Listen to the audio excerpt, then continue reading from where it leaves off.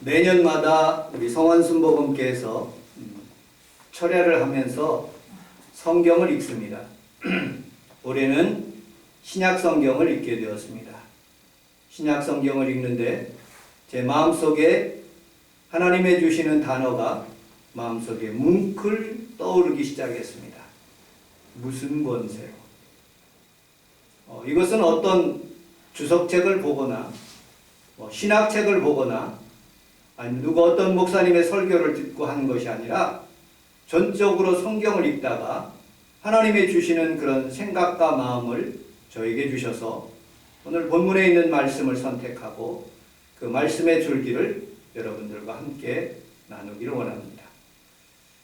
우리가 마태복음부터 읽기 시작했는데 계시록까지 읽으면서 시간의 여분이 있어서 잠깐 어떤 목사님이 성경을 왜 읽느냐 하면서 그렇게 설교하시는 부분들을 잠깐 듣게 되었습니다.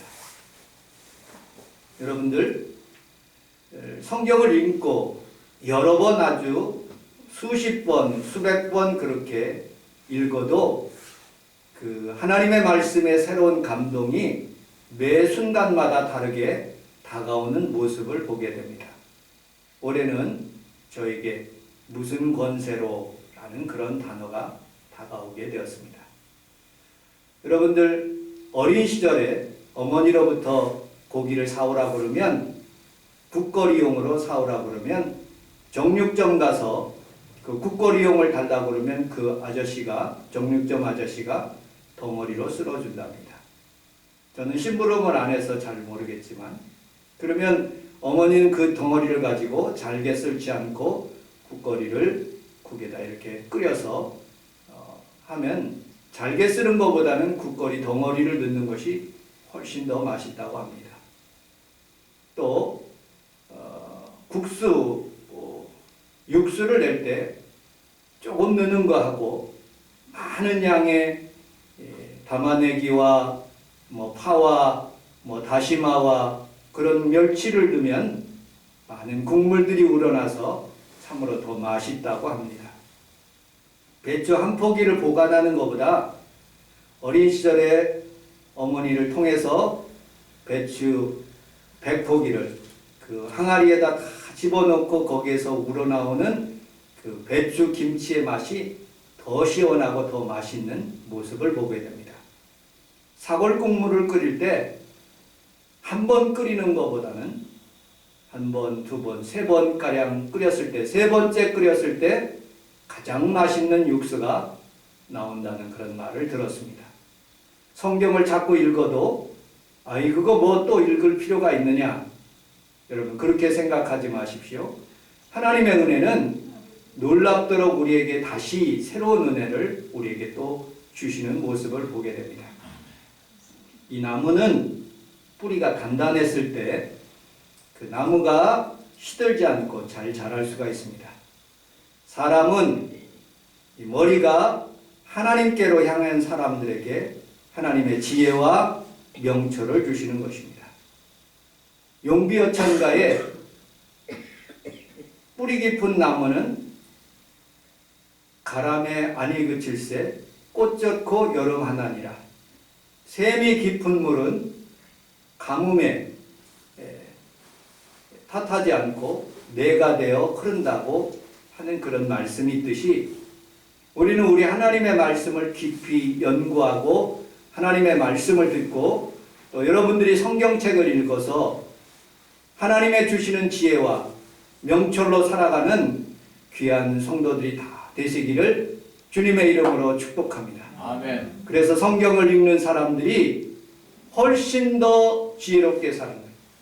유대인들이 훨씬 더 지혜롭게 살고 성경을 읽고 성경을 묵상하는 사람들이 훨씬 더 하나님의 지혜를 얻어서 세상을 더 아름답고 슬기롭게 살아가는 거예요. 우리는 우리 하나님 앞에 살아가면서 여러분들이 올해 안에 살아가면서 여러분 꼭 성경을 읽고 그 성경을 통해서 깊은 은혜를 여러분들이 치료가 임하시기를 주님의 이름으로 축복합니다. 아멘. 저는 그 말씀을 읽다가 오늘 본문에 있는 말씀을 제가 받게 되었습니다. 여러분들 주보 내용에 있는 마태복음 21장 23절에 있는 말씀을 같이 한번 우측에 있습니다. 같이 한번 읽어 보도록 하겠습니다. 마태복음 21장 23절 시작. 예수께서 성전에 들어가 가르치실세 제사장들과 백성의 장로들이 나와 이르되 내가 무슨 본의로 이러느냐 또 누가 이 본의를 주었느냐. 예수께서 대답하시되 나도 한 말을 너희에게 물으리니 너희가 대답하면 나도 무슨 본의로 이러느냐. 요한의 세례가 어디로 왔느냐? 하늘로부터냐 사람으로부터냐? 그들이 서로 의논하여 이르되 만일 하늘로부터라면 것이요 만일 사람으로부터라 하면 모든 사람이 선자로 여기니 백성을 없다 하여 예수께서 대답하여 이르시되 우리가 알지 못하노라 하니 예수께서 이르시되 나도 무슨 권위로 이르는지 아니하니라. 42절까지요. 시작. 예수께서 이르시되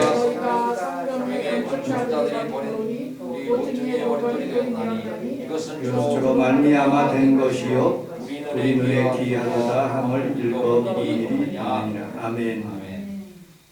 예수께서 성전에 들어가실 때 대제사장과 장로들이 나와서 너가 무슨 권세로 이렇게 설교를 하고 그리고 무슨 권세로 치료를 하고 무슨 권세로 백성들에게 그런 교훈을 주느냐 하고 물었습니다. 그때 예수님은 곧바로 답변을 하지 않고 이렇게 답변합니다.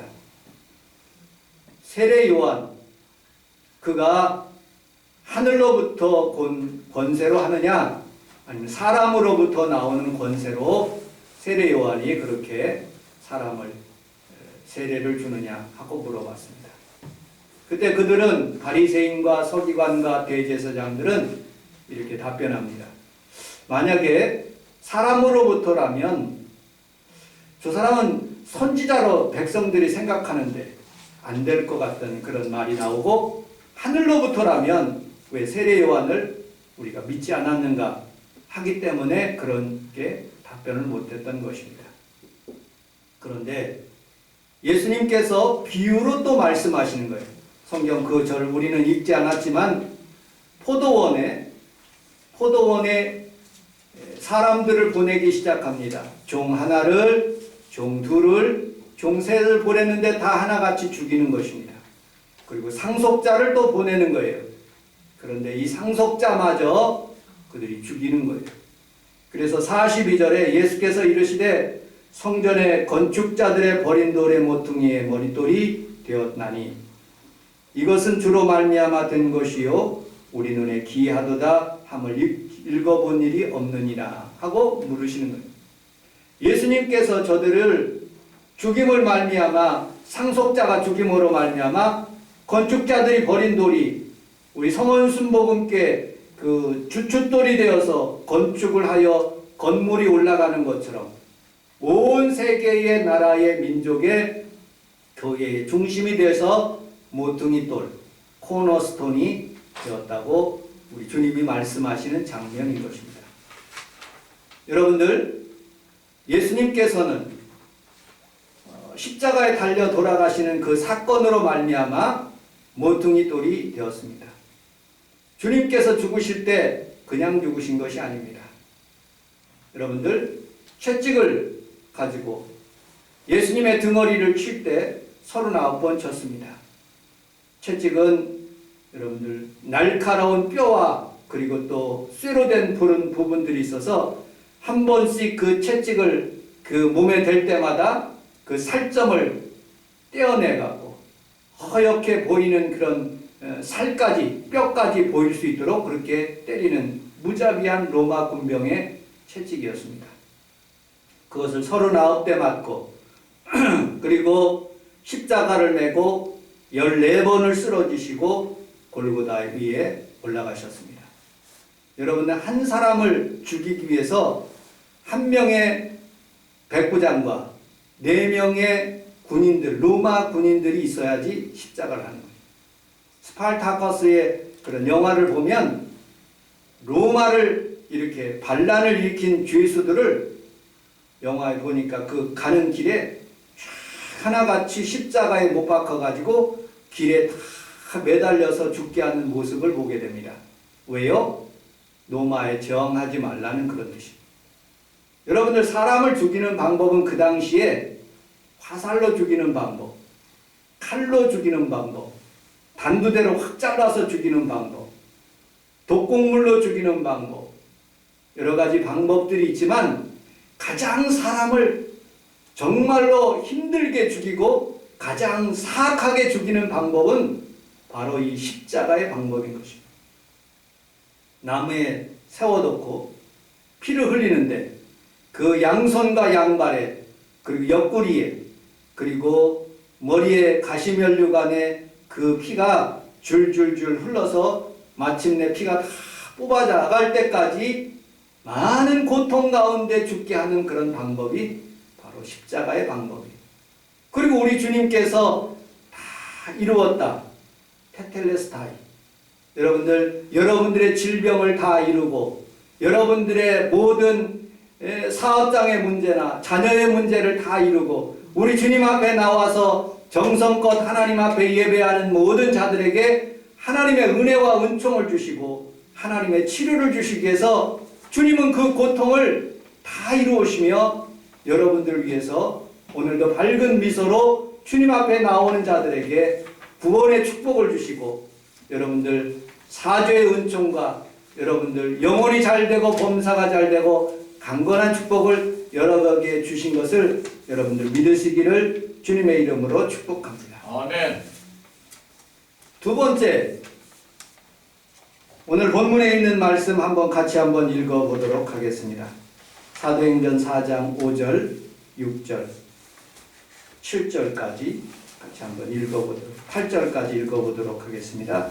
시작. 이튿날 관리들과 장로들과 서기관들이 예루살렘에 모였는데 대제사장 안나스와 가야바와 요한과 알렉산더와 및 대제사장의 유명이 다 참여하여 사도들 가운데서 이르되 너희가 무슨 권세와 누구의 이름으로 이를 행하느냐 이에 베드로가 성령의 충만을 위해 백성의 관리들과 장로들아. 아멘.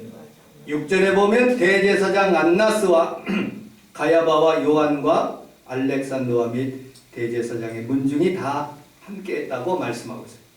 여러분, 어디에서 많이 보던 장면 아닙니까? 성경을 읽을 때, 성경 통독할 때 이 사도행전의 이 단어하고 마태복음의 단어하고 확 매치가 되는 거예요. 그래, 이 안나스라는 사람, 이 가야바라는 사람이 예수님을 십자가에 못 박힌 장본이거든요.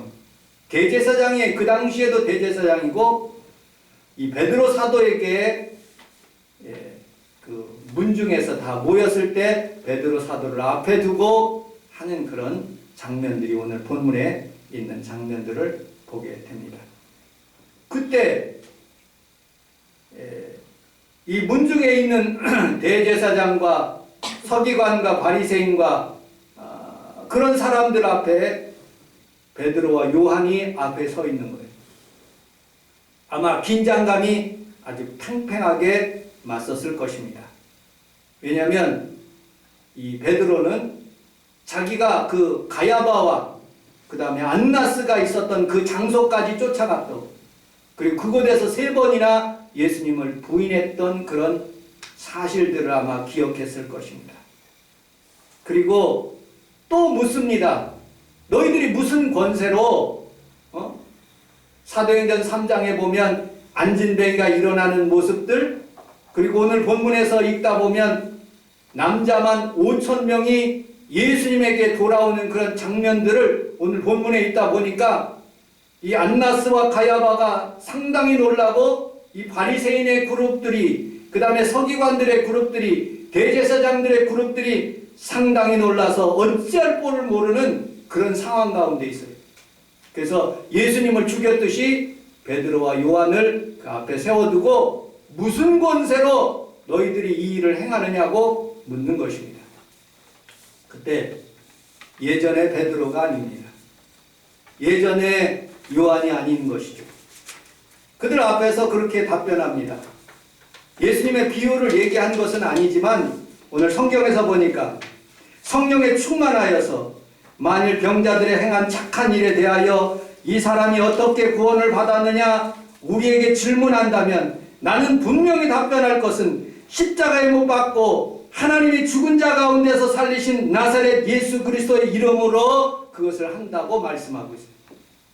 여러분들도 오늘 예수 그리스도의 권세로 여러분들에게 놀라운 하나님의 치료가 임하고 하나님의 권능이 일어나기를 주님의 이름으로 축복합니다. 아멘. 여러분들 마틴 루터가 종교개혁을 하면서 여러분 아마 그런 두려움이 있을 거예요. 무슨 권세로 네가 종교개혁을 하느냐 하고 그렇게 천주교의 교황이 물었을 거예요.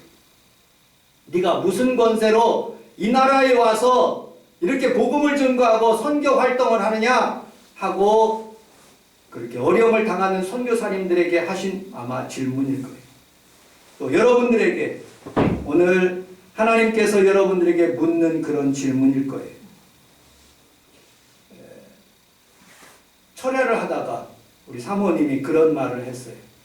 이거 뭐 설교 내용은 아니지만 그런 말을 하는 것을 보게 됩니다. 베드로라는 사도 초대교회 내에 신약시대에 가장 영향력 있는 사람이 베드로라는 사도, 그 다음에 요한이라는 사도, 그 다음에 사도 바울이라는 사도가 3명이 주축이 됐을 거예요.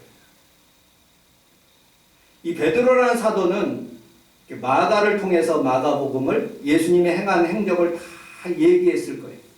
아마 이런 일을 행했을 것이다. 그래서 마가복음을 이 기술하는 그런 일들을 했어요. 이 마가복음이 토대가 돼서 마태복음이 나오고 또 누가복음이 나오게 되는 거예요. 그리고 베드로 사도가 직접 쓴 베드로 전후서 그 성경을 중심으로 됐어요. 요한이라는 사도는 완전히 성경을 읽어보니까 색이 다른 거예요. 똑같은 부분이 성경에서 마태, 마가, 누가복음은 거의 비슷해요. 거의 비슷해요. 그런데 요한복음은 완전히 성경이 그런 스타일로 이루어지지 않아요. 오히려 베드로에 대한 내용은 아주 작게 나오고 예수님의 그런 신성에 대한 부각된 부분들이 나옵니다. 그리고 요한복음에 지나서 요한 1, 2, 3서를 보면 예수님의 행적들에 대한 그런 말씀보다는 서로 사랑하라는 그런 내용들이 많이 나오는 모습을 보게 됩니다. 그런데 사도 바울은 달라요. 사도 바울은 베드로도 책망하고 하나님께서 자기에게 받은 그런 사도의 직분을 대해서 하나님의 말씀에 이방인들에게 향하는 그런 복음의 증거들을 계속 얘기하는 부분들이 나오게 되는 모습을 보게 됩니다. 어쨌든 이 복음서 이 세 분을 중심으로 해서 하나님의 영광과 권세가 그들에게 흘러서 우리에게 임하는 모습을 보게 됩니다. 오늘 여러분들의 삶 속에서도 예수 그리스도의 권세를 통하여 여러분들의 질병이 치료받고 여러분들의 문제가 해결되는 귀한 성도들이 다 되시기를 주님의 이름으로 축복합니다. 아멘. 세 번째, 마태복음 28장 18절로 20절을 여러분 주보 내용에 있습니다. 그 박스 안에 있는데 같이 한번 읽어보도록 하겠습니다. 시작. 예수께서 나와 말씀하시되 하늘과 땅의 모든 권세를 내게 주셨으니 그러므로 너희는 가서 모든 민족을 제자로 삼아 아버지와 아들과 성령의 이름으로 세례를 베풀고 내가 너희에게 분부한 모든 것을 가르쳐 주시리라. 볼지어다 내가 세상 끝날까지 너희와 항상 함께 있으리라 하시니라. 아멘. 우리 함께 따라하겠습니다. 하나님은 나에게 모든 권세를 주셨습니다. 모든 권세를 주셨습니다. 아멘. 믿으시면 아멘 하겠습니다. 아멘. 질병을 치료할 수 있는 권세, 문제를 해결할 수 있는 권세. 아멘. 이 권세라는 이 단어는 익수시아라는 그런 헬라어에서 왔습니다. 이것을 영어 단어로 표현하면 authority라는 그런 단어입니다. 이 authority, 익수시아, 이 권세라는 그런 뜻은 아주 쉽게 여러분들에게 예를 들어서 설명해 보도록 하겠습니다. 제가 이 앞에 성산대교 앞에 있는 그 앞에서 있는데 요 앞에 있는 경찰관 아저씨들이 큰 덤프트럭이 확 달려오는 모습을 보고 호루라기를 딱 불면서 스톱! 스톱! 딱 세우는 거예요. 그 젊은 청년이 순경인데 이제 저기 경찰관이 된 사람인데 딱 그리고 내리라더니 면허증을 보자는 거예요. 그리고 신호 위반했고 그리고 그렇게 무섭게 달리니까 위협적으로 달렸으니까 범칙금을 내라고 딱 찌를 때더라고요. 딱 취실해서 딱 멈추게 할 수 있는 권세. 그는 비록 약한 사람이에요. 아무것도 능력이 없는 사람이지만 정부에서 헌법적으로 법률적으로 그 순경 아저씨에게 그 청년에게 권위를 준 거예요. 권세를 준 거예요. 딱 멈출 수 있는 힘을 준 거예요. 여러분 우리는 살아가면서 마귀로부터 약한 존재예요. 그러나 우리 주님께서 우리에게 하나님의 아들 되는 권세를 주셨어요. 아멘. 그러므로 우리는 담대하게 이 질병의 원수 마귀야 멈춰라! 하면 멈추는 거예요.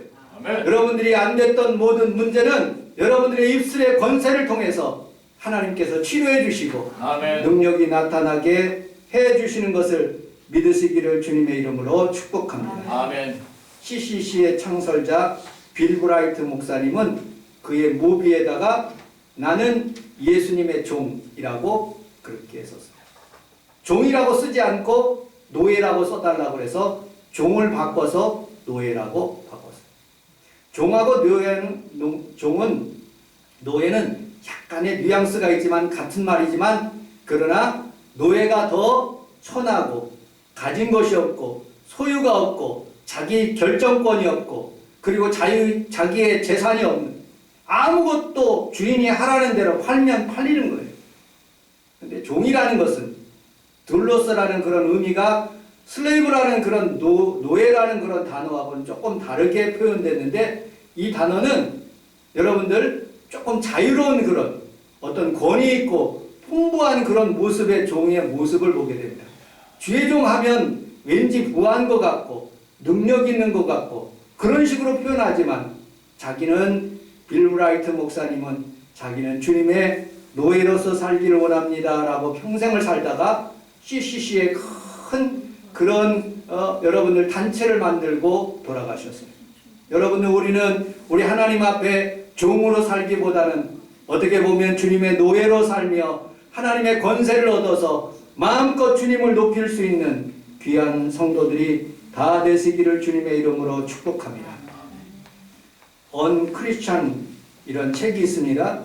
페이지 18페이지부터 42페이지에 보면 예수 믿는 사람들이 약 65% 이상 다 양다리를 거치고 살아간답니다. 대충 음주하고 대충 마약하고 세상에 향락을 쫓으며 교회 가는 것 그냥 대충 가고 봉사하고 헌금도 자기의 정한 것 외에는 헌금도 안 드린다는 그런 내용으로 거기 써 있습니다. 그리고 그 책 가운데 예수 믿는 사람들이 상당히 위선적이고 이기적이고 자기만 알고 동성애를 혐오하지만 하나님의 마음은 없고 지나치게 보수적이고 정치적인 사람이고 그리고 타인을 배려하지 않는다고 말씀합니다. 여러분들 우리는 살아가면서 하나님의 종답게 노예답게 하나님이 원하시는 삶을 살 수 있도록 여러분들이 날마다 하나님의 권세를 사용하여 하나님께 영광 돌리는 귀한 성도들이 다 되시기를 주님의 이름으로 축복합니다. 아멘. 폴로라는 사람이 29살 때 엄청나게 부자가 되었어요. 억만장자가 된 거예요. 그는 31살 때 결혼해서 33살 때 자기 부인에게 모든 것을 쓸 수 있도록 다 공급했어요. 그런데 그 부인이 만족함이 누리지 못했어요. 그는 그 부인과 함께 어떻게 하면 아름다운 인생을 살 것인가 하고 아틀란타 조지아에 내려갔어요. 그리고 거기에 있는 조던이라는 목사님을 만나게 되었어요. 코이노니아 공동체 클리블랜드 조던에 함께하는 그런 곳에서 가난한 사람들에게 집을 지어주는 그런 일을 선택하게 되었어요. 돈을 버는 궁극적인 목적은 우리가 하나님께서 주시는 권세와 물질을 받는 그런 방법은 하나님을 영화롭게 하고 하나님을 어떻게 하든지 하나님께 영광 돌리기 위해서 삶을 살다는 그런 생각을 바꿔서 그는 해피타트를 만들었고, 그리고 조지아 출신의 그 카터 대통령이 그 일을 계속하게 된 그런 모습을 보게 됩니다. 여러분들, 우리는 살아가면서 여러분들 하나님의 권세를 잘못 이용하지 않고 하나님의 영광을 위해서 사는 귀한 성도들이 다 되시기를 주님의 이름으로 축복합니다. 아멘. 예수님의 권세를 잘못 이용한 사람이 누굽니까? 안산홍입니다.